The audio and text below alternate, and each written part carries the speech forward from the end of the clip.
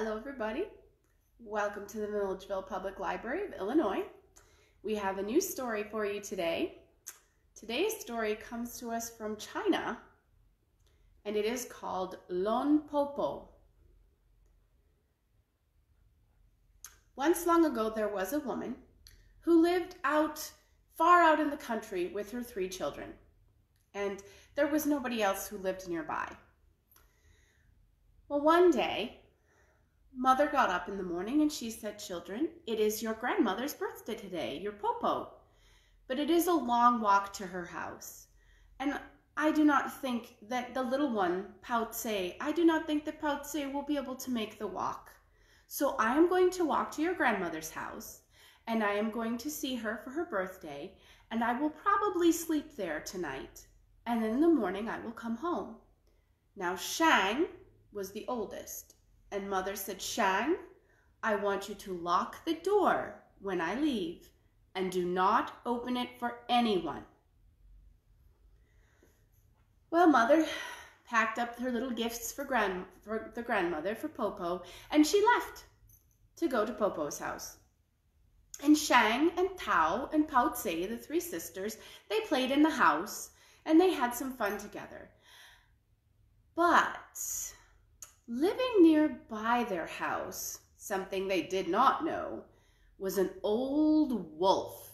And he had seen the 3 girls playing outside sometimes, and he thought that Shang looked very tasty, and Tao looked very sweet, and Pautse was rather plump. And when the old wolf saw Mother leave, and she didn't come back, and it was getting dark, and she still wasn't coming back, he knew he had an opportunity. And so the wolf went up, and he knocked on the door. And the girls all stopped. "Who's there?" "Well, my children, it is your Popo, your grandmother. I've come to visit you." "Popo? But Popo, Mother went to see you for your birthday. Why are you here?"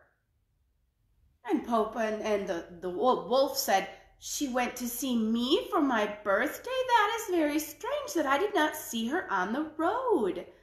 I came to visit you all." And Shang said, "Popo, why is your voice so low?" And Wolf said, "Well, your Popo has a cold, children, and you know it's quite chilly out here and the wind is blowing very hard. Perhaps you could open the door and let me in." Well, before Shang could say anything, Tao and Pautse had gotten very excited, and they unlocked the door and they opened it up. Well, as soon as that wolf got close to the door, he gave a great puff of wind, and he blew out the candle that they had in the room.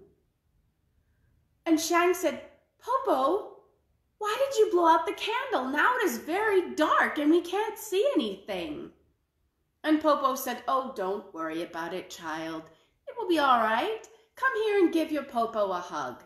And Shang and Tao and Pautse went up to give Popo a hug.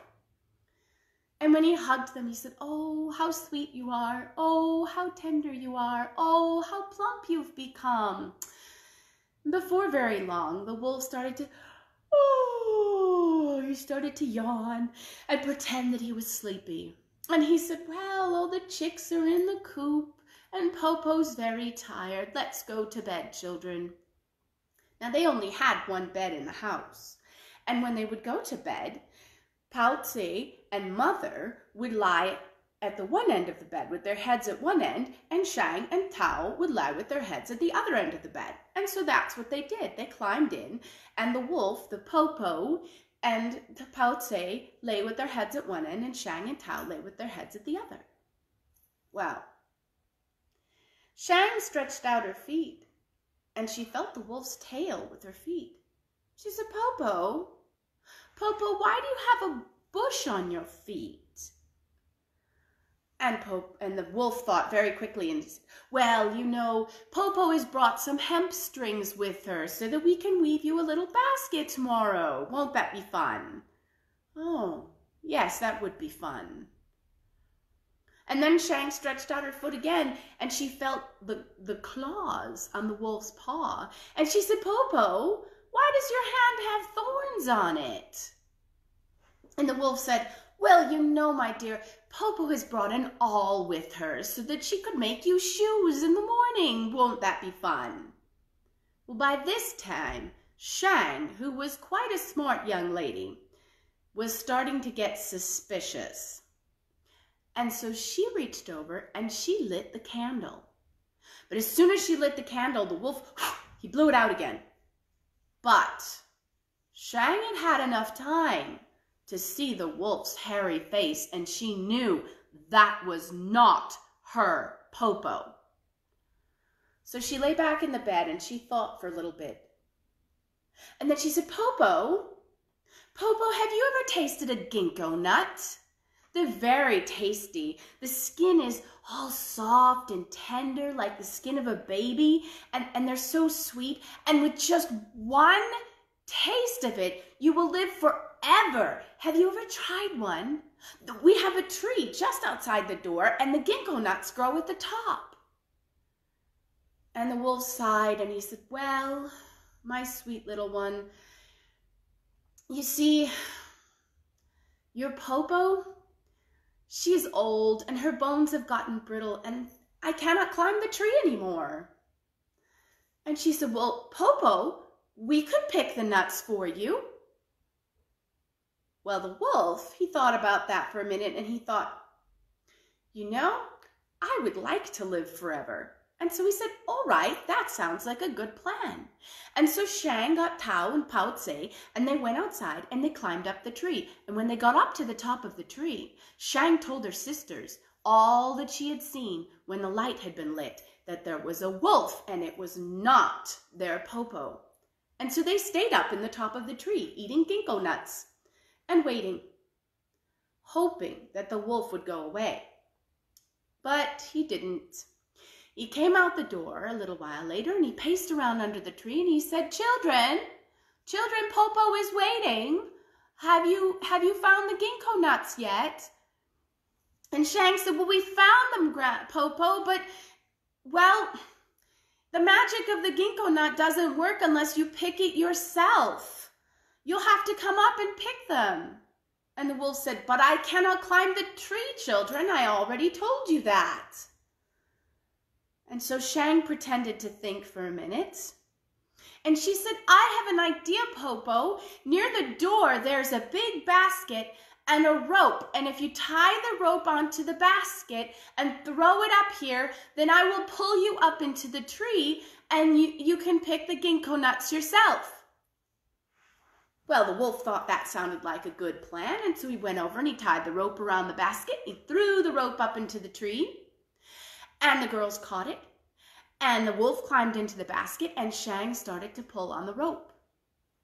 And she pulled it higher and higher and higher until the wolf was about halfway up the tree. And then she let go of the rope. And the wolf tumbled down, and he hit his head, and he howled because it hurt.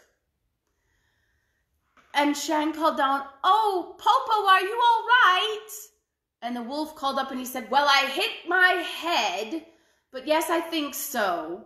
And she said, well, Popo, I'm so sorry. I was not strong enough to hold the rope myself. And Tao said, well, I can help. All right, Popo, if you climb into the basket, Shang and Tao and I will pull up the rope, Shang said. And so the wolf climbed back into the basket. And Shang and Tao began to pull on the rope. Hey-oh, hey-oh, hey-oh, higher and higher and higher and higher into the tree. Well, the wolf got about 3/4 of the way up the tree, and the girls let go of the rope again. And the wolf tumbled down, and he hit the ground, and he hit his head on the other side, and he hit his paw, and he howled again. And Shang said, oh dear, Popo, we're so sorry. We weren't strong enough to hold the rope again. Are you all right? And the wolf said, I'm not all right. I've hit my head again and I've hurt my hand. And this time Pao Tse said, well, I can help pull. Maybe with all three of us together, we can get you up into the tree, Popo. The girls knew they didn't want that wolf to get into the tree, but they didn't know what else to do. And so the wolf, eventually, he climbed back into the basket. He wasn't so sure about this plan anymore, but he really did want to try those ginkgo nuts and live forever. He really did. And so he climbed into the basket, and the three girls took hold of the rope together, and they started singing, hey-oh, hey-oh, hey-oh, hey-oh, and pulling the wolf higher and higher and higher and higher and higher into the tree. And this time they pulled him up so high that he almost got to the top of the tree. He could see those ginkgo nuts and they looked so tasty. And he was just stretching out his mouth to try to grab one when Shang coughed. And all three of the girls let go of the rope at the same time. And the basket tumbled down from the top of the tree and it hit the ground so hard that this time the wolf didn't just hit his head. He broke his head and he died. Well, the three girls called Popo. Popo, are you all right? There was no answer. Popo? Still no answer. Popo, are you okay? Still no answer. And so the girls climbed down the tree a little bit further, and they could see the wolf lying there. Well, he didn't look like he was moving.